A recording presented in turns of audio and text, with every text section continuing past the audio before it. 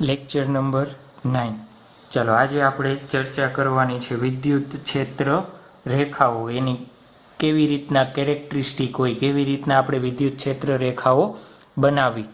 ત્યારબાદ આપણે જોશું વિદ્યુત ફ્લક્સ. એટલે આજના લેક્ચરમાં આપણા બે ગોલ શું, વિદ્યુત ક્ષેત્ર રેખાઓ એટલે શું અને વિદ્યુત ફ્લક્સ એટલે શું, એ બે વસ્તુ આપણે જોવાની છે. ચાલો શરૂઆત કરીએ આપણે ક્યાંથી? વિદ્યુત ક્ષેત્ર રેખાઓ, એને શું કહીએ છીએ ઇંગ્લિશમાં? Electric field lines. શું કહીએ છીએ આપણે? Electric field lines. ચલો સૌ પ્રથમ વિદ્યુત ક્ષેત્ર રેખાનો ખ્યાલ ફેરેડે નામના વૈજ્ઞાનિકે આપેલો હતો. કોને આપેલો હતો?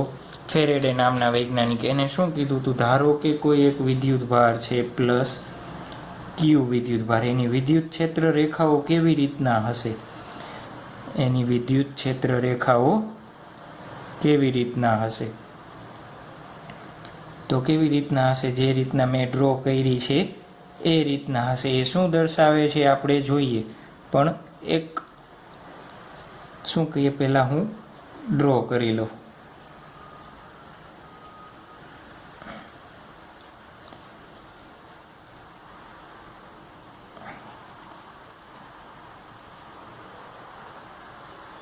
ચલો, વિદ્યુત ક્ષેત્ર રેખાઓ આ રીતના હશે.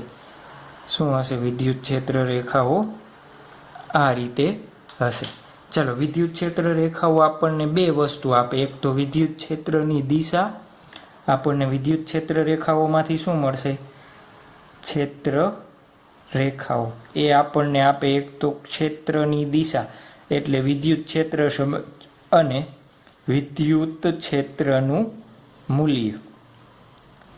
ચલો આકૃતિ ઉપરથી જુઓ તો તમને કંઈ વિદ્યુત ક્ષેત્રની દિશા અને ક્ષેત્રનું મૂલ્ય કેવી રીતના ખબર પડે? તો ફેરેડેએ શું કીધું હતું? એરોની દિશા છે, જે અહીંયા આકૃતિમાં મેં એરો દર્શાવ્યા છે, એ એરોની દિશા તમને શું દર્શાવશે? જે આપણે એરો બનાવેલા છે ને, એરોઝની દિશા એ શું દર્શાવશે? વિદ્યુત ક્ષેત્રની દિશા દર્શાવે. ચાલો આકૃતિ આ ડ્રો કરેલી છે, તો એમાં વિદ્યુત ક્ષેત્ર કઈ દિશામાં હશે? કઈ દિશામાં હશે? જુઓ તો એરો બહારની તરફ છે, તો વિદ્યુત ક્ષેત્ર કઈ દિશામાં હશે? બહારની તરફ હશે. વિદ્યુત ક્ષેત્રની દિશા દર્શાવે. ચાલો વિદ્યુત ક્ષેત્રનું મૂલ્ય. વિદ્યુત ક્ષેત્રનું મૂલ્ય, તો આ જે એરોની લંબાઈ છે, એરોની લંબાઈ શું દર્શાવે? વિદ્યુત ક્ષેત્રનું મૂલ્ય. જેમ લંબાઈ વધારે એમ વિદ્યુત ક્ષેત્રનું મૂલ્ય વધારે, જેમ લંબાઈ ટૂંકી એમ વિદ્યુત ક્ષેત્રનું મૂલ્ય ઓછું. ચલો એરોની લંબાઈ, એરોઝની લંબાઈ શું દર્શાવશે આપણને? વિદ્યુત ક્ષેત્રનું મૂલ્ય દર્શાવે. જો તો આકૃતિ ઉપરથી જેમ બિંદુવત વિદ્યુત ભારથી નજીક એમ વિદ્યુત ક્ષેત્ર કેવું હશે? વધારે. જેમ દૂર જતા જાઓ એમ વિદ્યુત ક્ષેત્ર કેવું થતું જશે? દૂર. કેમ? વિદ્યુત ક્ષેત્રનું મૂલ્ય કેના ઉપર આધાર રાખે? અંતરના વર્ગના વ્યસ્ત પ્રમાણમાં. જેમ અંતર ઓછું એમ વિદ્યુત ક્ષેત્ર વધારે.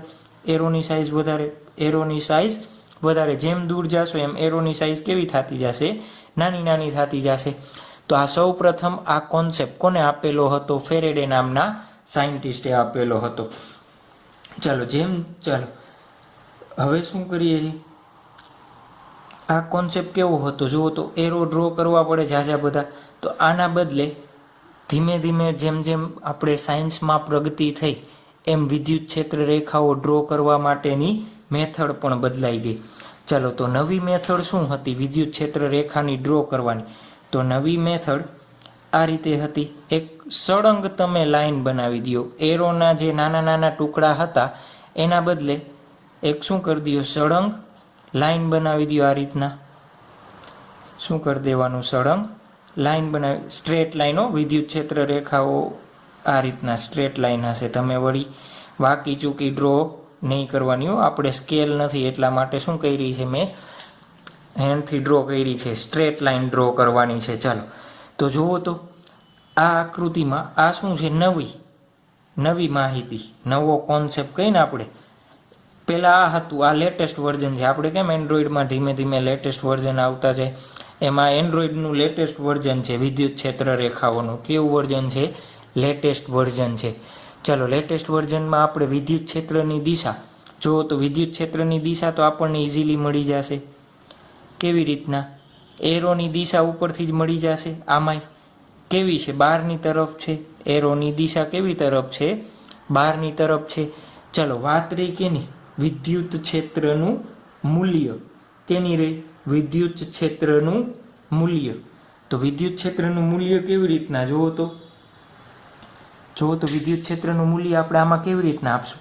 તો આમાં વિદ્યુત ક્ષેત્રનું મૂલ્ય જ્યાં ક્ષેત્ર રેખાઓ નજીક હોય, યાદ રાખવાનું, ક્ષેત્ર રેખાઓ નજીક હોય ત્યાં વિદ્યુત ક્ષેત્ર વધારે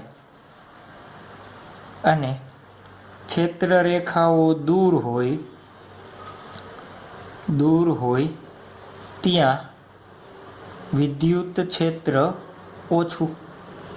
શું કહેવા માંગે છે જુઓ તો અહીંયા જુઓ તો વિદ્યુત ક્ષેત્ર રેખાઓ આ ભાગને ગણતરી કરો તો આ ભાગ રાઉન્ડ કર્યો એમાં કેટલી વિદ્યુત ક્ષેત્ર રેખા છે? 1 2 3 4 5 6 7 8. આવડું જ રાઉન્ડ હું અહીંયા ડ્રો કરું તો સર્કલ, આવડું જ સર્કલ હું અહીંયા ડ્રો કરું છું, કેટલી આવે છે વિદ્યુત ક્ષેત્ર રેખા? 2. તો જોવો જોઈએ ક્યાં વિદ્યુત ક્ષેત્રનું મૂલ્ય વધારે હશે? જ્યાં વિદ્યુત ક્ષેત્રની સંખ્યાઓ વધારે હોય અહીંયા વિદ્યુત ક્ષેત્ર કેવું હશે? વધારે. અહીંયા કેટલી સંખ્યાઓ આવે છે? 2. તો અહીંયા વિદ્યુત ક્ષેત્ર કેવું હશે? ઓછું. તો વિદ્યુત ક્ષેત્રનું મૂલ્ય કેના ઉપર આધાર રાખશે? તો ક્ષેત્ર રેખાઓની ઘનતા અથવા ગીચતા. શું કહેવાય? આમાં જુઓ તો 8 ક્ષેત્ર રેખાઓ છે, આમાં 2 છે તો એની ગીચતા કહેવાય ને. એને શું કહેવાય? ગીચતા. જેમ ગીચતા વધારે એમ એનું મૂલ્ય વધારે હોય. ચલો આખે થઈ ગઈ આપણી વિદ્યુત ક્ષેત્ર રેખાઓની માહિતી. ચાલો વિદ્યુત ક્ષેત્ર રેખા આપણે રિપીટ કરી દઈએ. શું વસ્તુ આપે? 2 વસ્તુ આપે. એક વિદ્યુત ક્ષેત્રની દિશા આપે અને બીજું શું આપે? વિદ્યુત ક્ષેત્રનું મૂલ્ય આપે. ખ્યાલ આવી ગયો? ચાલો તો હવે આપણે વિદ્યુત ક્ષેત્ર રેખા માટેના ગુણધર્મો કયો તો ગુણધર્મો અને પોઈન્ટ્સ કયો તો પોઈન્ટ્સ. એ પોઈન્ટ્સ તમારે યાદ રાખવાના. પોઈન્ટ્સ રિલેટેડ ટુ વિદ્યુત ક્ષેત્ર રેખાઓ. તમારી રીતે ગુજરાતીમાં લખી નાખજો. વિદ્યુત ક્ષેત્ર રેખાઓના ગુણધર્મ કયો તોય ચાલશે. ચાલો પોઈન્ટ નંબર 1, ક્ષેત્ર રેખાઓ ધન વિદ્યુત ભારથી શરૂ થાય અને ઋણ વિદ્યુત ભારમાં અંત પામે છે. ચાલો પહેલા લખી નાખું છું પછી સમજાવું. ક્ષેત્ર રેખાઓ ધન વિદ્યુત ભારથી શરૂ થઈ ઋણ વિદ્યુત ભારમાં અંત પામે છે. એનો મતલબ શું? ધારો કે એક પ્લસ ક્યુ અને એક માઇનસ ક્યુ વિદ્યુત ભાર રાખ્યો છે આપણે. આકૃતિ તમે ક્યાં અહીંયા નીચે ડ્રો કરજો. ક્યાં? આ આકૃતિ જે હું અહીંયા બનાવું છું એ ક્યાં ડ્રો કરશો? તમારે અહીંયા નીચે ડ્રો કરવાની. ચાલો આપણને ખબર છે બિંદુવત ખાલી ધન વિદ્યુત ભાર હોય તો ક્ષેત્ર રેખાઓ કઈ દિશામાં આવે? બહાર નીકળતી દિશામાં હોય. આ રીતના અત્યારે હું એક એક જ ગુણધર્મ સમજાવું છું. જેમ તમે આગળ જાશો એમ વધારે કોન્સેપ્ટ ખ્યાલ આવી જશે. ચાલો ઋણ વિદ્યુત ભારમાં શું હોય? ક્ષેત્ર રેખાઓ અંદરની તરફ આવતી હશે. આ રીતના ક્ષેત્ર રેખાઓ કઈ હશે? અંદરની તરફ આવતી દિશામાં હશે. જુઓ તો અહીંયાથી શરૂ થાય વિદ્યુત ક્ષેત્ર રેખા નીકળશે અને ક્યાં પૂરી થશે? ઋણ વિદ્યુત ભારમાં. અહીંયાથી શરૂ થશે અને ક્યાં પૂરી થશે? અહીંયા ઋણ વિદ્યુત ભારમાં પૂરી થશે. આ કોન્સેપ્ટ આગળ આવશે ત્યારે આપણને ખ્યાલ આવી જશે મેં કેમ આ રીતના ડ્રો કર્યો છે. આ ખ્યાલ આવી ગયો. કેમ શરૂઆત ધન વિદ્યુત ભારથી થાય? ધન વિદ્યુત ભારની ક્ષેત્ર રેખાઓ હંમેશા ત્રિજ્યાવર્તી બહારની દિશામાં અને ઋણ વિદ્યુત ભારની ક્ષેત્ર રેખાઓ હંમેશા ત્રિજ્યાવર્તી અનંત દિશામાં હોય. ચાલો આ એક જ વિદ્યુત ભાર હોય તો શું હોય? એક જ વિદ્યુત ભાર. તો ચાલો ધારો કે ધન વિદ્યુત ભાર આપેલો છે તો ધન વિદ્યુત ભાર હોય તો શું થશે? જુઓ તો વિદ્યુત ક્ષેત્ર રેખાઓ શરૂ થઈ ક્યાં અંત પામશે? અનંતે. અરે યાર પ્લસ ક્યુ જાય જ છે અનંત સુધી જશે ને. આ રીતના હશે તો શું થશે? ક્યાં જશે? અનંત પાસે અંત પામશે. અને એ જ રીતના ખાલી ઋણ વિદ્યુતભાર હોય તો અનંતથી શરૂ થઈ ક્યાં વિદ્યુતભાર? પ્રારંભમાં. અનંતથી આરંભ સુધી. ખ્યાલ આવ્યું? અનંતથી શરૂ થાય ક્યાં આવે? બિંદુવત વિદ્યુતભાર સુધી. તો એ પોઈન્ટ લખી દો આમાંનામાં. જો એક જ વિદ્યુતભાર હોય, જો એક જ વિદ્યુતભાર હોય તો તેઓ અનંતથી આરંભ સુધી કે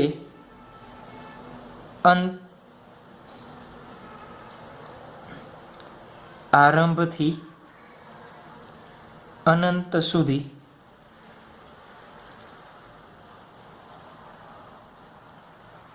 બનાવેલ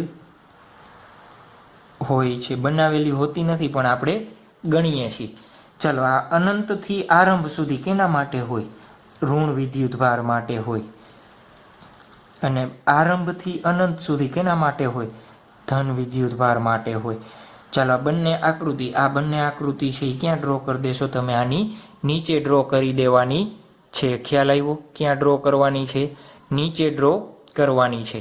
ચાલો, ત્યારબાદ પોઈન્ટ નંબર 2 ખાસ યાદ રાખવાનું છે. વિદ્યુત ક્ષેત્ર રેખાનો ક્વેશ્ચન પૂછાય તો વિદ્યુતભાર વિહીન વિસ્તારમાં, એટલે જ્યાં વિદ્યુતભાર હાજર ન હોય ત્યાં, વિદ્યુતભાર વિહીન વિસ્તારમાં વિદ્યુત ક્ષેત્ર રેખાઓ, તમારે આખું લખવાનું, ક્ષેત્ર રેખાઓ વચ્ચે તૂટ્યા વિના સતત વક્રો લઈ શકાય. કેવી રીતના? ધારો કે ધન વિદ્યુતભાર છે, અહીંયા બીજું કાંઈ છે જ નહીં, તો આ ગ્રાફ કેવો બનશે? આ રીતના બની જશે.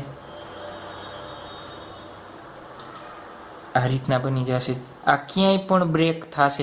જોજો, અહીંયા વિદ્યુતભાર છે નથી ને, તો આ સતત આ લાઈન બ્રેક થયા વગર કન્ટિન્યુઅસ ચાલશે. શું કહેવા માંગે છે? કન્ટિન્યુઅસ ચાલશે. ચાલો, નંબર 3 બે ક્ષેત્ર રેખાઓ એકબીજાને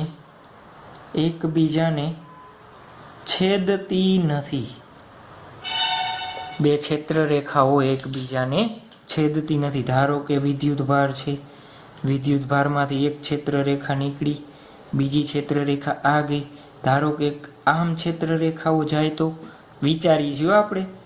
ધારો કે આ ક્ષેત્ર રેખા ગઈ તો આ જુઓ, તો આ બિંદુ જુઓ, તો આ બિંદુની શું હાલત થશે? જે આ જોઈન્ટ બિંદુ છે એની શું હાલત થશે? તો આ બિંદુની જ વિદ્યુત ક્ષેત્રની દિશા આ દર્શાવે છે અને આ બિંદુની વિદ્યુત ક્ષેત્ર રેખા આ દર્શાવે છે, જે શક્ય છે નહીં. કોઈ પણ બિંદુને એક જ દિશામાં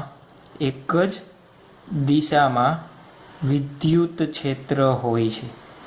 એક જ દિશામાં વિદ્યુત ક્ષેત્ર હોય છે. એટલા માટે આ શક્ય હોતું નથી. યાદ રાખવાનું છે, બે ક્ષેત્ર રેખાઓ ક્યારેય એકબીજાને છેદતી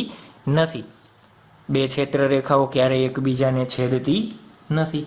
ચલો, નંબર 4 ક્ષેત્ર રેખાઓ બંધગાળો રચતી નથી. ક્ષેત્ર રેખાઓ બંધગાળા રચતી નથી.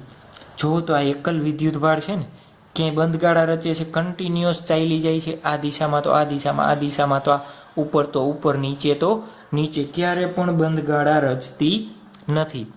ચાલો, ખ્યાલ આવી ગયો. તો એમાં કંઈ મારે ડ્રો કરવાની જરૂર નથી. નંબર 5 ચાલો, કોઈ પણ વિદ્યુતભાર આપ્યો હોય તો વિદ્યુત ક્ષેત્ર રેખાની સંખ્યા સર કેટલી ડ્રો કરવી? કેમ ખબર પડે? તો ક્ષેત્ર રેખાઓની સંખ્યા તમારી પર્સનલ ચોઈસ છે. તમને મજા આવે 5 ડ્રો કરો, મજા આવે તો 6 ડ્રો કરો.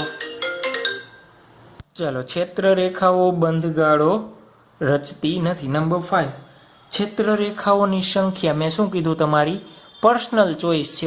તમને મજા આવે, ધારો કે મગનને મજા આવી, મગને એક વિદ્યુતભાર હતો એમાંથી 2 ક્ષેત્ર રેખાઓ દોરી. છગનને મજા આવી અને એક વિદ્યુતભાર હતો એમાંથી 4 ક્ષેત્ર રેખાઓ દર્શાવી. બંને સાચા છે. ક્ષેત્ર રેખાઓની સંખ્યા કેવી છે? ક્ષેત્ર રેખાઓની સંખ્યા કેવી છે? ઓબ્જેક્ટિવ. ઓબ્જેક્ટિવ એટલે ક્ષેત્ર રેખાઓની સંખ્યા કેવી છે? ઓબ્જેક્ટિવ. ઓબ્જેક્ટિવ એટલે પોતપોતાની ચોઈસ. કેવી? પોતપોતાની ચોઈસ છે. કેવી છે? પોતપોતાની ચોઈસ છે. પરંતુ ક્ષેત્ર રેખાઓની ઘનતા બદલાતી નથી. આ યાદ રાખવાનું છે. પરંતુ ક્ષેત્ર રેખાઓની ઘનતા એટલે ગીચતા કીધું તું બદલાતી નથી. ચાલો, એ શું કહેવા માંગે છે આપણે જોઈએ. ધારો કે છગને વિદ્યુતભાર ડ્રો કર્યો +q, એને મજા આવી. 4 વિદ્યુત ક્ષેત્ર રેખાઓ ડ્રો કરી. કેટલી? છગનભાઈએ 4 રેખાઓ ડ્રો કરી. પછી આવે છે મગનભાઈ. મગનભાઈ કે મારે આ +q વિદ્યુતભાર છે, 4 નથી ડ્રો કરવી, મારે 8 ડ્રો કરવી છે. કેટલી ડ્રો કરવી છે? મગનભાઈ કેવા હતા? નવરા હતા. તો મગનભાઈએ કેટલી ડ્રો કરી? 8 ડ્રો કરી. તો બંને કેવી છે? સાચી વસ્તુ છે. ચાલો, ઘનતા. ઘનતા એટલે જુઓ તો અહીંયા નજીક છે તો અહીંયા જેટલું ક્ષેત્ર રેખાઓ હશે એટલું જ વિદ્યુત ક્ષેત્રનું મૂલ્ય અહીંયા હશે. બંને પાસે વિદ્યુત ક્ષેત્રનું મૂલ્ય બદલાશે નહીં. ક્ષેત્ર રેખાઓની ઘનતા શું આપે આપણને? વિદ્યુત ક્ષેત્રનું મૂલ્ય આપે ને. એટલે ક્ષેત્ર રેખાઓનું મૂલ્ય બદલાશે નહીં. આ ખ્યાલ આવી ગયો? આ સમજાઈ ગયું?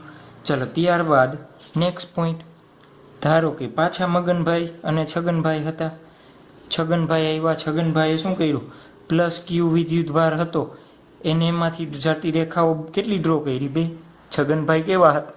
આળસુ હતા. એને કેટલી કરી? ક્ષેત્ર રેખાઓ 2 ડ્રો કરી. છગનભાઈને કીધું +2q વિદ્યુતભાર છે, ક્ષેત્ર રેખાઓ ડ્રો કરો. તો એને q માં કેટલી હતી? 2 ડ્રો કરી હતી. તો +2q માં એને કેટલી ડ્રો કરવી પડે? 2 × 2 4 ડ્રો કરવી પડે. કેટલી કરવી પડે? 4. તો એને કેટલી 4 ડ્રો કરી? 4. અને મગનભાઈ હતા. મગનભાઈએ +q હતો એમાં કેટલી ડ્રો કરી હતી? 4 ડ્રો કરી. તો +2q હતો તો એમાં એને કેટલી ડ્રો કરવી પડે? 8. મગનભાઈ કેવા હતા? નવરા માણસ હતા. તો એને શું ડ્રો કરી? 8 ક્ષેત્ર રેખાઓ ડ્રો કરી. તો વિદ્યુત ક્ષેત્ર રેખાઓની સંખ્યા અને વિદ્યુતભારનું મૂલ્ય જો તો અહીંયા +q 2 હતી તો ક્ષેત્ર રેખાઓની સંખ્યા, વિદ્યુતભાર ડબલ કર્યો તો ક્ષેત્ર રેખાઓની સંખ્યા કેવી થઈ ગઈ? ડબલ. તો હું આવું લખી શકું. અહીંયા પોઈન્ટ ક્યાં લખી દેજો? અહીંયા ઉપર શું લખી શકું? જોવો તો વિદ્યુત ક્ષેત્ર રેખાઓની સંખ્યા સમપ્રમાણમાં છે કે ને વિદ્યુત ભારના મૂલ્યને સમપ્રમાણમાં છે. ખ્યાલ આવી ગયો? વિદ્યુત ભારના મૂલ્યને કેવા પ્રમાણમાં છે? સમપ્રમાણમાં છે. આવડી જશે? આવડી જાય ને? ચાલો, એક એક્ઝામ્પલ જોઈ લઈએ. શું જોઈ લઈએ? એક એક્ઝામ્પલ જોઈ લઈએ. ધારો કે એક +q1 વિદ્યુતભાર છે, એક q2 વિદ્યુતભાર છે, -q2 વિદ્યુતભાર છે. ચાલો, તમને બંને એક જ રેખામાં આપેલા છે અને આ રીતના શું આપેલી છે? વિદ્યુત ક્ષેત્ર રેખાઓ તમને આપેલી છે અને તમને કહે છે q1/q2 એનો ગુણોત્તર શોધો. તમારી પાસે જવાબ છે 2, -1/2, -2 અને d 1/2. ચાલો, કેવી રીતના ગણશો જુઓ તો. આપણે શું કીધું? વિદ્યુત ક્ષેત્ર રેખાઓની સંખ્યા વિદ્યુત ભારના મૂલ્યના સમપ્રમાણમાં હોય. જુઓ તો q1 માંથી કેટલી વિદ્યુત ક્ષેત્ર રેખાઓ નીકળે છે? q1 માંથી કેટલી નીકળે છે? 1 2 3 4 5 6 7 8. તો q1 ચલન પામે છે 8 લખી દઉં. q2 માં કેટલી વિદ્યુત ક્ષેત્ર રેખાઓ આવે છે? 1 2 3 4. તો ચલન પામે છે 4. તો q1 અને q2 નો ગુણોત્તર 8/4 2 લખી દઉં. શું લખી દઉં? 2. પણ કેવો લખીશ? -2. આ કેવો છે? -4. તો અહીંયા જવાબ કેવો આવશે? -2.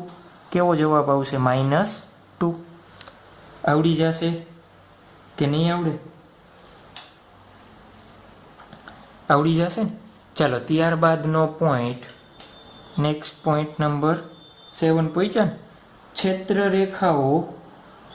ક્ષેત્રરેખાઓ સિમેટ્રી બનાવે. ક્ષેત્રરેખાઓ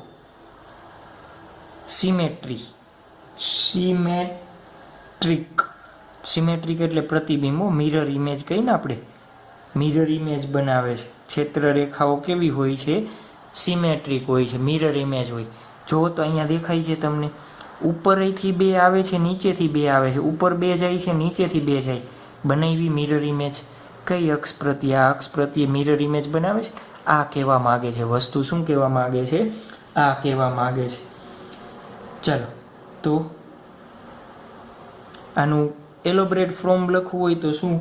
2 વિદ્યુત ભારોને, જો તો આ વિદ્યુત ભારની જોડતી રેખાને જેટલી ઉપર હોય એટલી જ નીચે હોવી જોઈએ ને. વિદ્યુત ભારોને જોડતી રેખાની ઉપર અને નીચે ક્ષેત્રરેખાઓ સરખી હોય છે. ચાલો આ નાની આકૃતિ તમારે પાછી અહીંયા ડ્રો કરી નાખવાની. સમજાઈ જશે. આ ઉપર 2 4 છે તો નીચે પાછી 4 છે. આ જ આકૃતિ પાછી ક્યાં ડ્રો કરશો? અહીંયા ડ્રો કરી દેજો. આવડી જશે ને? ચાલો નેક્સ્ટ આપણે જોવાની છે એક MCQ. એક એક્ઝામ્પલ જોઈ લઈએ. નેક્સ્ટ શું આપેલું છે આપણને જોવો જોઈએ. Q1 વિદ્યુત ભાર અને Q2 2 વિદ્યુત ભાર આપેલા છે અને આપણને વિદ્યુત ક્ષેત્ર રેખાઓ આપેલી છે. 2 વિદ્યુત ક્ષેત્ર રેખાઓ આપણને આપેલી છે. આ રીતના આપણને શું આપેલી છે? 2 વિદ્યુત ક્ષેત્ર રેખાઓ આપણને આપેલી છે. ચાલો તમને ઓપ્શન આપ્યા છે. Number A Q1 greater than Q2, number B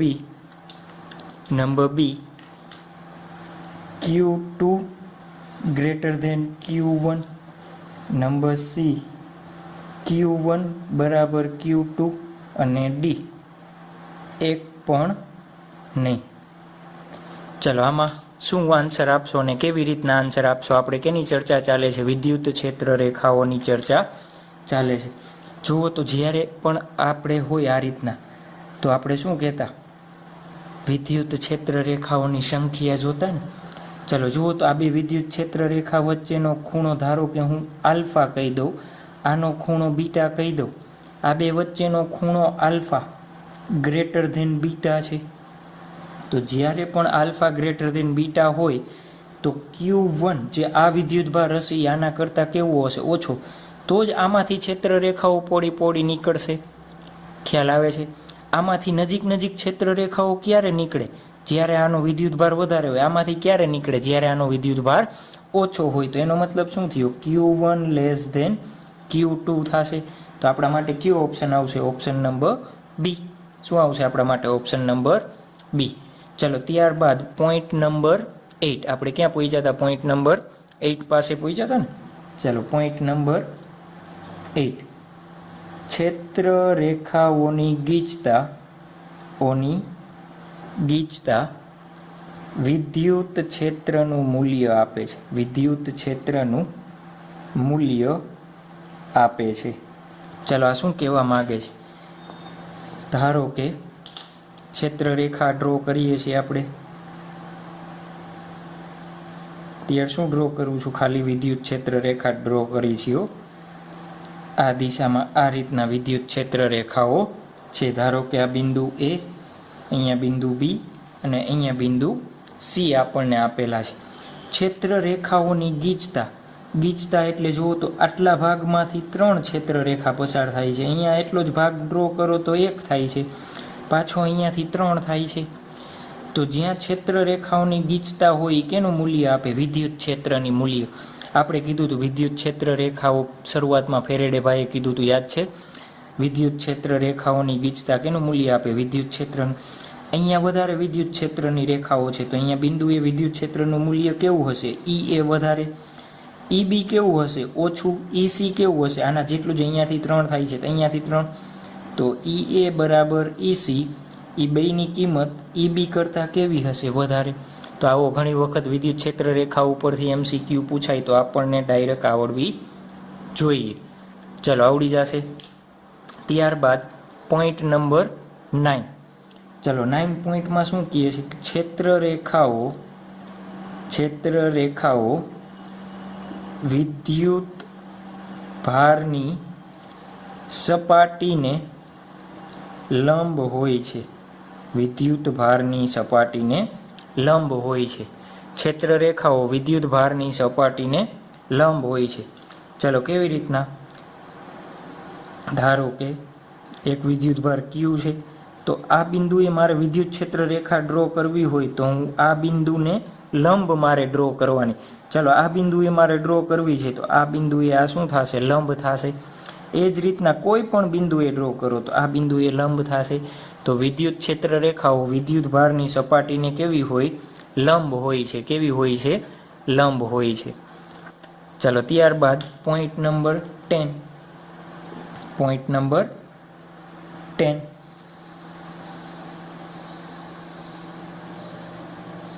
ચાલો શું આપ્યું છે આપણને? જુઓ તો વિદ્યુત ક્ષેત્ર રેખાના કોઈ બિંદુએ વિદ્યુત ક્ષેત્ર રેખાઓ જ સમજવાનું. ક્ષેત્ર રેખાઓના કોઈ બિંદુએ દોરેલ સ્પર્શક તે બિંદુએ વિદ્યુત ક્ષેત્રની દિશા દર્શાવે છે. આપણે શરૂઆતમાં આનો ઉપયોગ કર્યો તો પછી મેં એમ કીધું હતું કે આનો આપણે પાછળ સમજૂતી આવશે. ચાલો શું કહેવા માગે છે? ધારો કે વિદ્યુત ક્ષેત્ર રેખા એક આ રીતના છે. ચાલો મારે આ બિંદુ પાસે, અહીંયા ધારો કે એ બિંદુ છે, એ બિંદુ પાસે વિદ્યુત ક્ષેત્ર રેખાની દિશા જોતી હોય. આ બિંદુએ વિદ્યુત ક્ષેત્ર કઈ દિશામાં હશે? તો આ બિંદુને મારે શું કરવો પડે? સ્પર્શક બનાવી દેવાનો. તો એ બિંદુ પાસે વિદ્યુત ક્ષેત્ર કઈ દિશામાં હશે? આના સ્પર્શકની દિશામાં હશે. ચાલો એ જ રીતના કોઈ એક બિંદુ બી છે તો બી પાસે મારે જોતો હોય તો મારે પાછો નવો સ્પર્શક અહીંયાથી બનાવવાનો. તો અહીંયા ઈ બીની દિશા આ રીતના હશે. તો ક્ષેત્ર રેખાઓમાં કોઈ પણ બિંદુને દોરેલ સ્પર્શક તે બિંદુએ વિદ્યુત ક્ષેત્રની દિશા દર્શાવે છે. આપણે આનો ક્યાં ઉપયોગ કર્યો હતો? કે ક્ષેત્ર રેખાઓ કદી છેદતી નથી ત્યાં ઉપયોગ કર્યો હતો ને. કેમ? ધારો કે એક ક્ષેત્ર રેખા આ રીતના છે, બીજી ક્ષેત્ર રેખા આ રીતના છે, આ દિશામાં જાય છે, આ દિશામાં જાય છે. જુઓ તો આ બિંદુ પાસે આ ક્ષેત્ર રેખાના લીધે વિદ્યુત ક્ષેત્ર આ દિશામાં, આ ક્ષેત્ર રેખાના કારણે વિદ્યુત ક્ષેત્ર આ દિશામાં. તો કોઈ એક જ બિંદુએ વિદ્યુત ક્ષેત્રને બે દિશા હોઈ શકે નહીં. તમારે નોંધ કરવી હોય તો કરી નાખજો. શું? કોઈ એક જ બિંદુએ વિદ્યુત ક્ષેત્રને એક કરતાં વધારે દિશા હોઈ શકે નહીં. પ્યોર ગુજરાતી ભાષા કહીએ છીએ ને આપણે.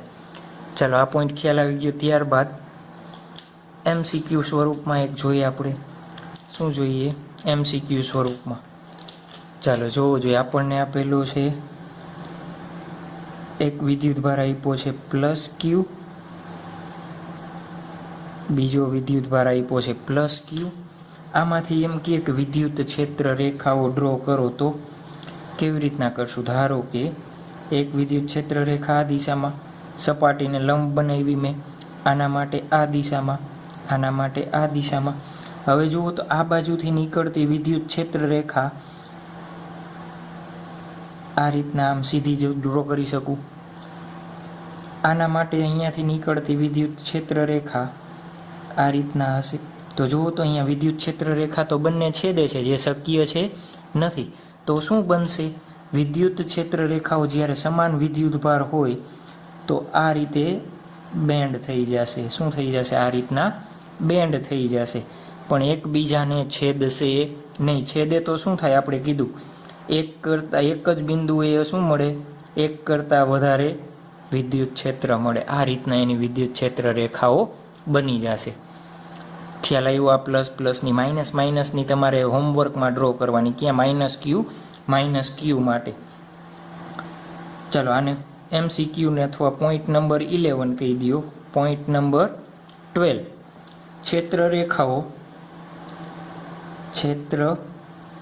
રેખાઓ ધન વિદ્યુત ભારથી અપાકર્ષે અને ઋણ વિદ્યુત ભારથી આકર્ષે છે. શું કહેવા માંગે છે? ધારો કે એક અહીંયા ધન વિદ્યુત ભાર રાખેલો છે મેં, બીજો આગળના વિદ્યુત ભારના કારણે વિદ્યુત ક્ષેત્ર રેખા આ રીતના આવે છે, પણ જુઓ તો અહીંયા ધન વિદ્યુત ભાર જોશે તો ધન વિદ્યુત ભારના કારણે શું વહી જશે? દૂર. ધારો કે આ બીજા વિદ્યુત ભારના કારણે ક્ષેત્ર રેખા આવે છે તો ધન વિદ્યુત ભારને જોઈને શું વહી જશે? દૂર જતી રહેશે. એટલે શું થયું? એનો મતલબ અપાકર્ષણ કરે છે.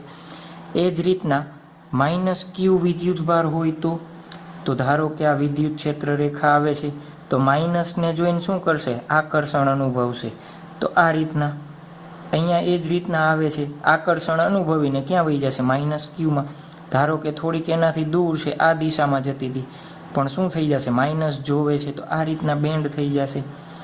અહીંયાથી જતી હતી, માઇનસ જોવે છે તો આ રીતના બેન્ડ થઈ જશે. ખ્યાલ આવ્યો? આ એટલે માઇનસ વિદ્યુત ભાર હોય એની તરફ જશે અને પ્લસ હોય તો એનાથી દૂર તરફ જશે. આવડી જશે ને? ચાલો ત્યારબાદ next point number 13. Point number 13 શું કહેશું આપણે? સમાન અંતરે રહેલા બિંદુઓ, સમાન અંતરે રહેલ સમાંતર ક્ષેત્ર રેખાઓ, સમાંતર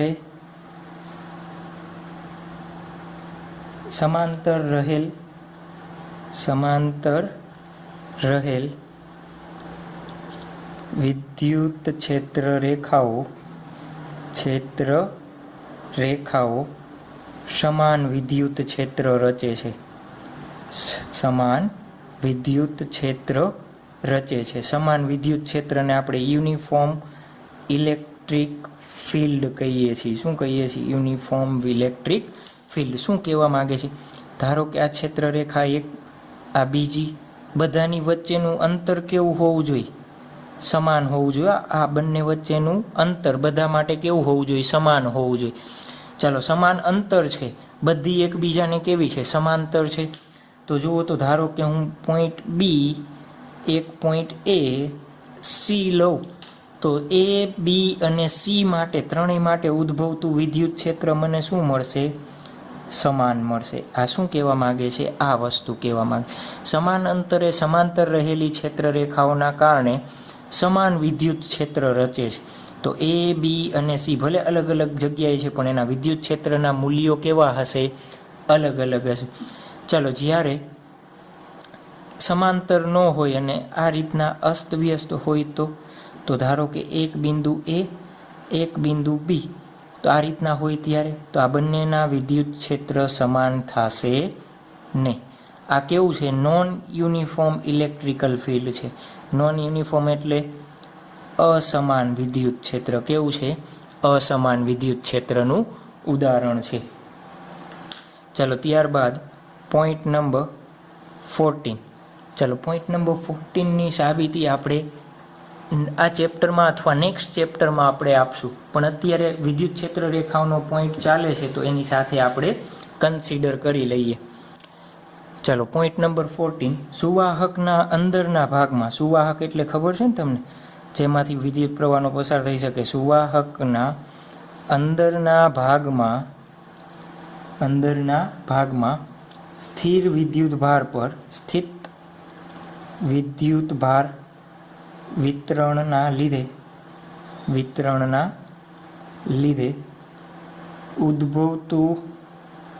વિદ્યુત ક્ષેત્ર શૂન્ય હશે. આ જ ચેપ્ટરમાં જોઈ લઈશું. ચાલો ગોસનો નિયમ ભણશું ને ત્યારે આનો આપણે સાબિતી આપી દઈશું.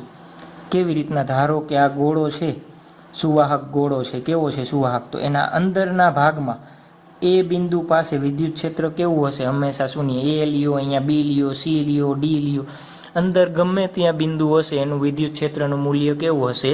શૂન્ય હશે. આપણે આ યાદ રાખવાનું છે ખાસો. આનો ગમે ત્યારે ઉપયોગ આપણે કરશું.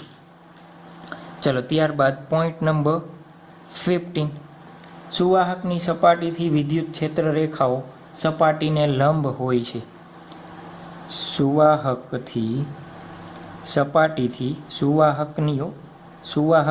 સપાટીથી વિદ્યુત ક્ષેત્ર રેખાઓ સપાટીને લંબ હોય છે. શું કહેવા માંગે છે? ધારો કે એક સુવાહક છે, સુવાહકને અહીંથી મારે વિદ્યુત ક્ષેત્ર બનાવી છે, તો આ સપાટીને કેવી હશે? લંબ. ધારો કે અનિયમિત આકારનો છે, તોય પણ જે વિદ્યુત ક્ષેત્ર રેખા જે બિંદુએ હશે એ બિંદુને કેવી હશે? લંબ હોય. સુવાહક છે આ અનિયમિત આકારનું સુવાહક. શું બનાવ્યો છે આપણે? સુવાહક. ચાલો સુવાહકમાંથી ક્ષેત્ર રેખાઓ કેવી હોય? હંમેશા સપાટીને લંબ હશે. આવડી જશે. ત્યારબાદ MCQ માટેનો આપણે કોન્સેપ્ટ જોવાનો છે.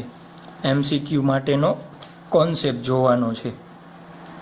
પોઈન્ટ નંબર આપણે ક્યાં પહોંચ્યા હતા? 16 પહોંચ્યા હતા ને? 16 નામ નંબર આપી દેજો. Point number 16.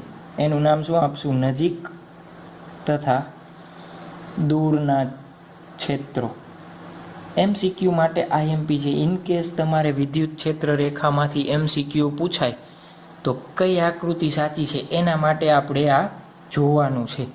ચલો ધારો કે બે વિદ્યુતભાર તમને આપેલા છે, એક +2Q અને એક આપેલો છે -Q વિદ્યુતભાર. આ રીતના આપણને આપેલા છે. ચાલો એની વિદ્યુત ક્ષેત્ર રેખાઓ ધારો કે તમને આ રીતના આપેલી છે. પ્લસમાંથી નીકળે અને માઇનસમાં જાય. યાદ છે ને? પ્લસમાંથી નીકળે અને ક્યાં જાય? માઇનસમાં જાય છે. કોન્સેપ્ટને ખાસ જોવાનો છે એવું, કેમ કે આનો જ ઉપયોગ આપણે કરવાના છીએ.